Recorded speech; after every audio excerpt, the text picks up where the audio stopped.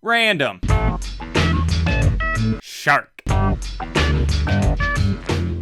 So RiceGum responded to the content cop, and it was interesting, to say the least. It wasn't terrible, but it had a lot of whataboutery peppered into it to discredit criticisms made by iDubbbz by saying, yeah, okay, I'm sorry and all that, but look what he's doing. It's a common tactic on YouTube, and for his audience, it seems to be appeasing them to some degree. But, to put it bluntly, even if iDubbbz were being hypocritical in some places, his criticisms of your content wouldn't be any less true. They would just reflect poorly on him. But let's take a look at some of the points RiceGum brought up in his 23-minute defense, presumably held together by the 5 ads he sprinkled in. So he starts off with his defense of his rape comment, and I'd also like to point out that in a video where he discusses the rape comment quite extensively, he gets 5 fucking ads. I can't even make fun of must-watch videos without my shit getting tagged as inappropriate for all advertisers, but he gets 5 ads. But that's neither here nor there. His defense boils down to, it's old news. But the thing is, like, this is kind of old news. Like, I remember I was getting roasted for this like a year ago. I've already apologized. But guys, like I said, I'm sorry. I don't know what else I have to do. You guys want me to like go back in time and like reverse the word? And of course, a healthy dose of whataboutery. Like, I know I fucked up, but like, iDubbbz really, out of everyone to call me out, this guy calls me out. Now I don't know the context of iDubbbz's tweets there, but from the video, it's meant to be offensive comedy. Not particularly funny in my opinion, but an offhand offensive remark.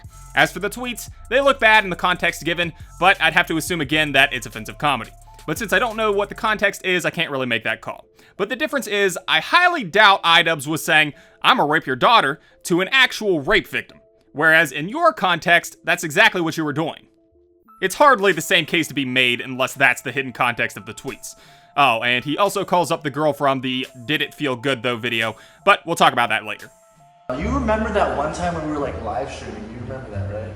His next point is about his old live stream clips, with him calling random girls and acting cringy. When was the last time you got dick? Last night. What hole? Is that what you're asking me? He makes an interesting point about a comparison to PewDiePie. You know, sometimes a lot of things I was saying were just plain out stupid, but sometimes, too, things just slip out. Accidents do happen. I mean, look at your homie PewDiePie. What a fucking nigger. But it's again a case of whataboutery to pass the buck. This time not even to iDubbbz, but to PewDiePie, who only had a cameo in the video. Then RiceGum expands this point to say that his comments were jokes. But were they really jokes? Have a good night. Peace. Damn, son. I wish I see her titties. And what is the punchline there exactly? But he then expands upon that to say that iDubbbz using the N-word is funny to his audience because they know it's a joke. And even though this is more whataboutery, it serves a decent point. He also has several black dudes tell us that if you fuck with rice, you're dead. Rice up next, motherfuckers. Fuck the rice. Yeah, you fuck with rice, you know what. Fuck the rice, motherfucking dead, nigga. And to that, I'd just like to say, I doubt it. Overall, though, this point is probably one of his best. It's a subjective thing to call his streams bad. However, this point builds a straw man out of iDubbbz's argument, which was never that his old streams were bad, but to show that RiceGum seems to have a constant need to show his audience that he can get girls, as well as setting up for one of iDubbbz's best points later on in the content cop. So it's effective for RiceGum to talk about his streams, but doesn't really negate their purpose from the content cop. To show you that I get women. Do you believe that I'm not gay yet? RiceGum's next move is to attack iDubbbz on his older videos, saying that he's probably insecure about them. But like, is iDubbbz deleting his videos, hiding something from us because he's insecure about his old videos? And that everyone changes as a person. I'm not bringing up all these old clips to make him look bad. I'm just trying to say everyone changes as a person, and as a content creator, your content is gonna change with your personality, right? And while I agree with this sentiment that people change over time, and that iDubbbz has certainly shifted his persona as he's gotten more comfortable with himself as a creator, any and all points RiceGum may have made in this section are pretty much null and void because of a statement that he makes later on in the video.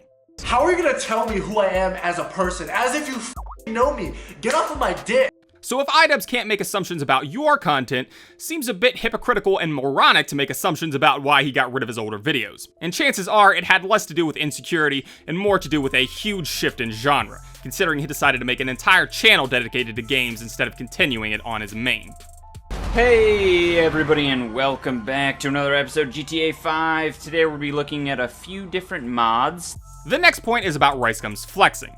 He gives a defense of it in his songs. Okay, I know I'm not an A-list rapper, but if you're gonna get mad at me for flexing in a song, then you need to get mad at the whole world in hip-hop because everyone does it. As well as giving a reason, if you want to call it that, of why he feels the need to give the prices to everything. But sometimes I just say the price tag just for the purpose of the video because I feel like my audience, my viewers have the same taste of clothes as me and they're kind of interested in that type of stuff. And finally giving us a sob story because, unlike most of us, he couldn't afford Gucci when he was growing up. Before you guys hate on me, I'm sorry, but like, put yourself in my shoes. Imagine growing up and going to school and seeing all your friends have these cool stuff and you kind of want that stuff too, but at the time, you didn't have enough money. Ah, poor RiceGum. I remember all the fun that I used to have diving into my pool of money when I was a kid. RiceGum's justifications here are monumentally idiotic. Not all rap revolves around money. I don't listen to that much rap, but I know that Eminem usually doesn't rap about how much money he makes, nor does someone like Kendrick Lamar. It's a non-point to again say, yeah, I'm doing it, but so are all these people. Then he hits us with his audience probably has the same taste. It's possible, but your audience is almost certainly majority children. Most children aren't running around buying the most expensive things off the rack.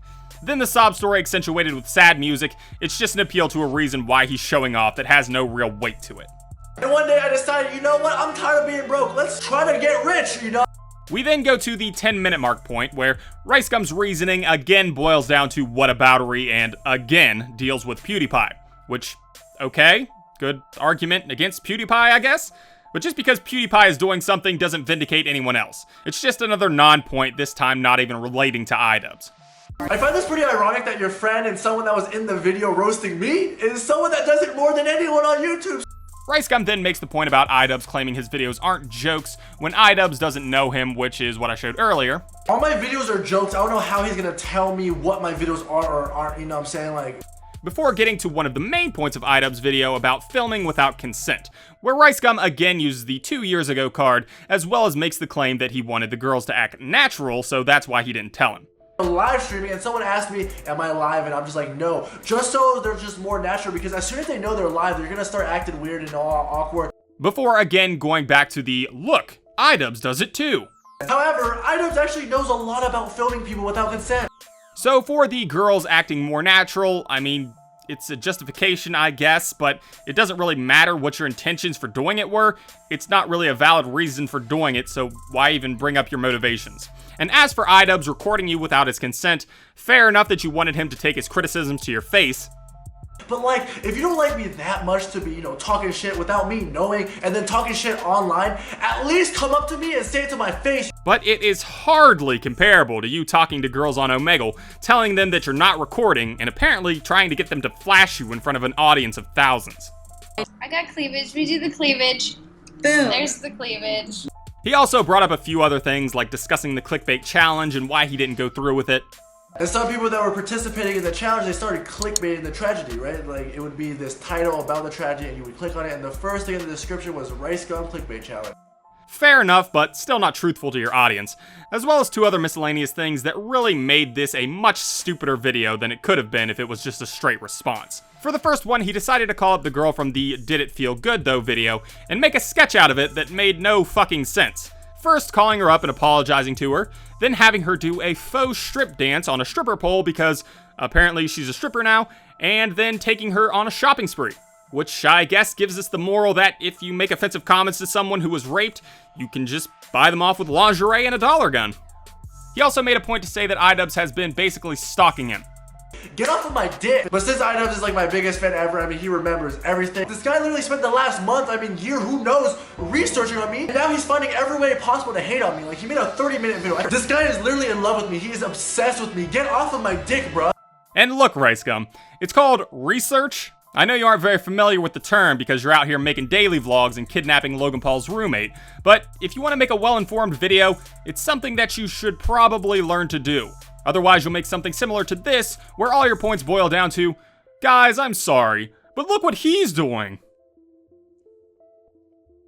Anyways, that's the video, guys. Like it, don't like it, let me know. I made this video because this situation is pretty interesting and I wanted to talk about it a bit.